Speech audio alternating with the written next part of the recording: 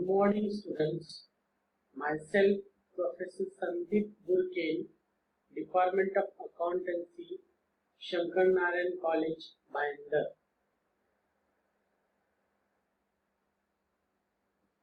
Today we are going to study investment accounting as per Accounting Standard 13. Investment means investment in various types of securities. It may be in shares, in debenture, in bonds, etc.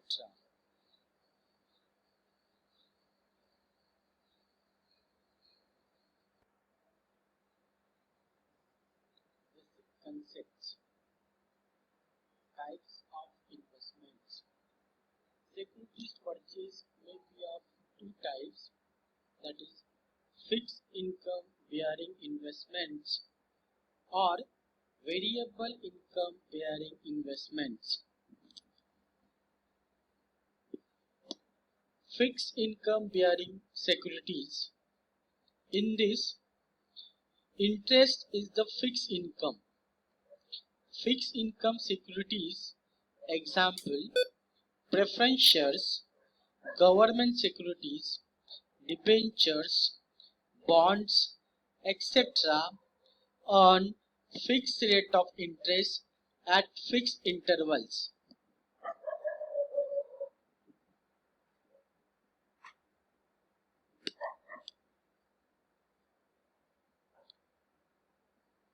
Variable income bearing securities.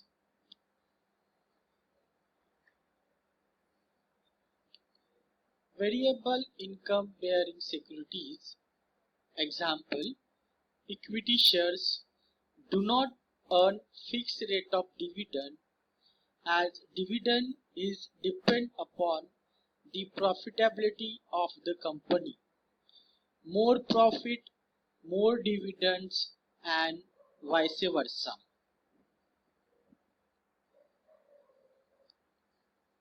Interest. Interest is always calculated on the nominal value of the security. It is accrued on due dates fixed in advance. Interest is recorded on due or accrual basis. Ex-interest price. When a security is purchased on any day after due date, the price may either exclude or include such accrued interest. If the price is only towards the cost and excludes the accrued interest, it is known as ex-interest price. Thus, ex-interest price is equal to cost of the investment. Cum interest price. When the price is towards the cost as well as the accrued interest, it is known as the cum interest price. The total payment made by the purchaser is equal to this price. To calculate the cost of the investments, one must deduct interest from cum interest price. So, cum interest price minus accrued interest is equal to cost of the investment. Dividend. Dividend is always calculated on the face value or nominal value of the shares. Pre-acquisition dividend. Dividend is recorded only when actually received, that is, no entry is passed for accrued dividend. Out of the total dividend received, dividend relating to the period before acquisition is treated as capital receipt and credited to the investment account, and dividend after the date of acquisition is credited to dividend account.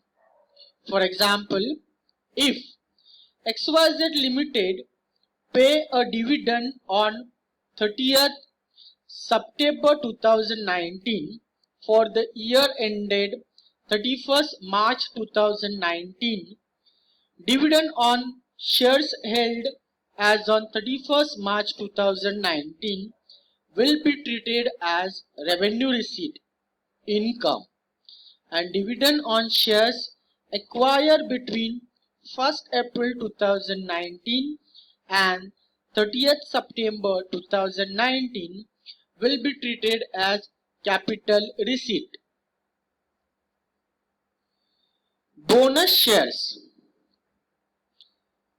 Bonus shares are issued to the existing shareholders as free of cost or gift.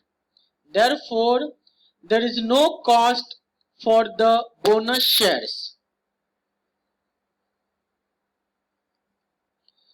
Sale of right entitlement. Right shares are issued to the existing shareholders or directors.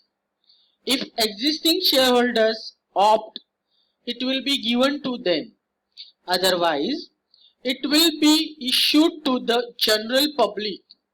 Sale of right entitlement is directly credited to profit and loss account and not in the investment account. Journal entries regarding investment accounting. When investment is purchased at X interest price, we pass the journal entry investment account debit, interest account debit to bank account. Investment comes in and bank is the giver, so credit the bank account. Interest is expenses. As per the nominal rule, it is debited. When investment is purchased at cum interest price, the same entry we pass, but when we record a cost, we minus the interest from the purchase price. Entry for the sale of investment at X interest price. We have to reverse the first entry. Here bank is receiver, so it will be debited. Investment goes out, so it will be credited, and interest is your gain as per nominal rule, credit gains or income. Same entry we pass when investment are sold at cum interest price, but only difference is that for recording capital we minus interest from the price. When we sell the investment, either we get a profit or loss. If we get profit, we credit the investment account. If we get loss, we debit the investment account. On each sale, profit or loss is calculated as sale price less weighted average cost. The formula for weighted average cost is number of securities sold divided by number of total securities multiplied by total cost of investment. Interest received on due date, the journal entry is bank account debit to interest account. For accrue interest at the year end, the journal entry is accrue interest account debit to interest account. At the end of the year, we close the interest account and transfer the interest to the profit and loss account. Interest account debit to profit and loss account, being transfer of interest to profit and loss account. Valuation of investment at the end of the year, we pass the journal entry profit and loss account debit to investment account.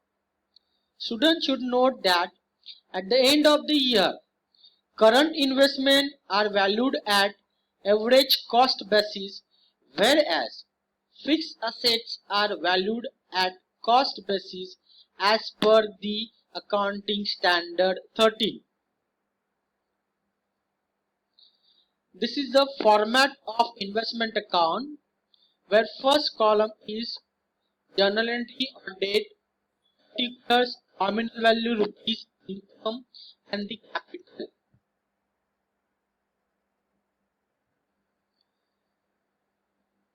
Similar type of column see on the credit side, journal entry number or date, particular, nominal value, rupees, income and capital. Journal entry or numbers are 1, 2, 5, 8, 3, 4, 5, 6, 7, 8, 10, and when we purchase we record on the debit side, when we sell we record on the credit side. At the end total column is there, we take the total and we calculate the balance. Very important is timeline. When we read a question, when we solve the question, in that time we must focus on the dates of the transaction. So because interest is calculated on date wise, so here timeline is given, columns are interest, dates, transaction and the months. Here dates are given, 1st June, 30th June, 1st September, 1st December, 31st December, 1st January and 31st March will be closing. Here transactions are there, opening transaction is there, sell transaction is there, interest transaction, purchase transaction, interest transaction, sell transaction and closing transaction. 3 months are given starting from April to the March. April, May, June, July, August, September, October, November, December, January, February and March. Interest is recorded on due basis. Therefore, we calculate interest on every date. The transaction may be opening transaction, may be purchase transaction or sell transaction. We must calculate the interest. Then we calculate X interest price, we calculate the cum interest price. Then when the sell transaction is there, immediately we find out the profit or loss as per the weighted average cost basis. At the end we close the investment and we value the investment as per accounting standard 13, that is cost price or market price, whichever is lower. For this much is sufficient. Next we'll continue in the next lecture. Thank you students.